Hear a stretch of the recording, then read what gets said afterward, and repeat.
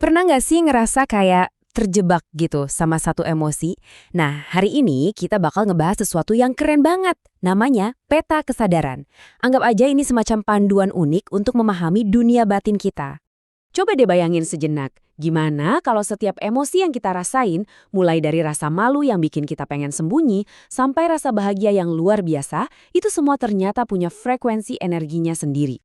Nah, ini nih ide utama di balik apa yang bakal kita bedah bareng-bareng. Oke, kita lihat lebih dekat yuk.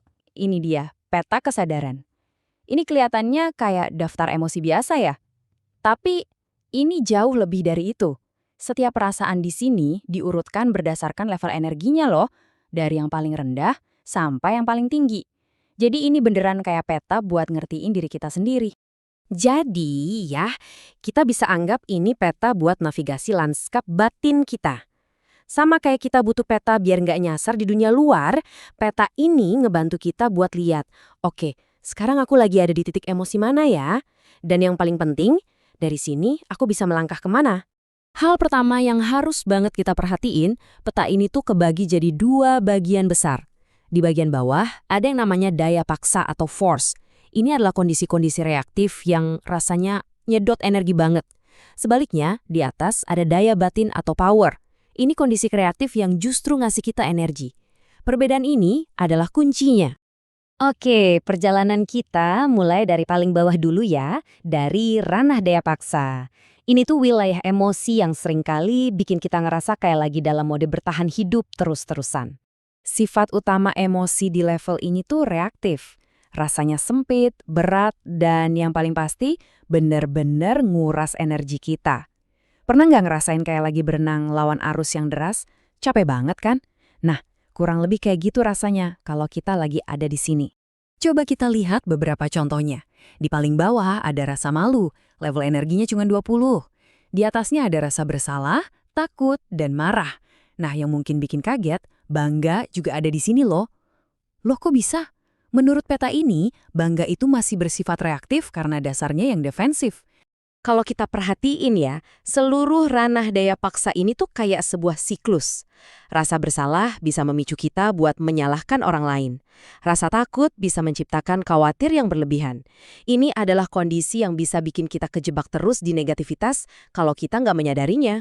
Sekarang kita sampai di titik paling penting dalam perjalanan ini. Ada sebuah gerbang, sebuah titik balik yang memisahkan dunia reaktif yang menguras energi tadi dengan dunia yang penuh kekuatan dari dalam. Pertanyaan besarnya kan ini, gimana caranya kita bisa lompat? Gimana caranya kita keluar dari siklus yang bikin capek itu dan mulai membangun kekuatan sejati dari dalam diri kita? Jawabannya ada di level energi 200, keberanian. Courage. Inilah gerbangnya. Tapi penting buat diingat, berani di sini tuh bukan berarti nggak punya rasa takut sama sekali. Bukan. Ini adalah kesediaan untuk menghadapi hidup apa adanya. Inilah langkah pertama untuk ngambil kembali kekuatan dan energi kita. Setelah berhasil melewati gerbang keberanian, selamat datang di ranah daya batin. Disinilah kita mulai hidup dari inti kekuatan kita sendiri, bukan lagi cuma bereaksi terhadap dunia luar. Beda banget kan rasanya sama yang tadi? Di sini, kondisinya itu proaktif dan kreatif. Bukannya energi kita terkuras, malah justru bertambah. Rasanya tuh luas, ringan, dan damai. Ini semua tentang menciptakan hidup kita, bukan hanya bereaksi terhadapnya. Coba deh lihat emosi yang kita temuin di sini. Netralitas yang membawa rasa percaya, kemauan yang penuh optimisme. Terus kita naik lagi ke penerimaan, cinta, dan kedamaian. Coba perhatiin lonjakan energinya deh. Dari 350 di penerimaan, bisa melonjak sampai 500 di level cinta. Perbedaannya terasa banget. Di sini kita bisa lihat seluruh tangga pendakian kita di ranah daya batin. Dimulai dari gerbang keberanian di level 200, kita bisa terus naik lewat kepercayaan, optimisme, pengampunan, sampai akhirnya mencapai puncak seperti sukacita, kedamaian, dan bahkan pencerahan. Setiap langkah ke atas itu memperluas perspektif kita dan ngasih kita energi yang lebih besar. Jadi, terus buat apa kita tahu semua ini?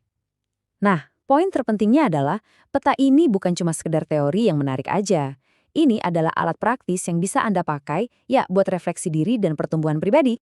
Cara menggunakannya sederhana banget. Pertama, identifikasi. Coba jujur sekarang posisi Anda lagi di mana di peta ini. Mungkin lagi merasa khawatir atau marah, nggak apa-apa, yang penting jujur.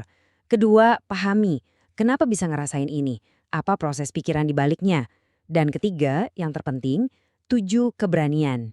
Ingat kan, langkah pertama untuk naik tangga adalah keberanian. Keberanian untuk jujur pada diri sendiri dan kemauan untuk berubah. Setelah melihat seluruh peta ini, pertanyaan terakhir saya kembalikan kepada Anda. Dengan memahami di mana Anda berada sekarang dan kemana Anda bisa pergi, ke titik mana di peta ini Anda ingin menavigasi selanjutnya. Pilihan ada di tangan Anda.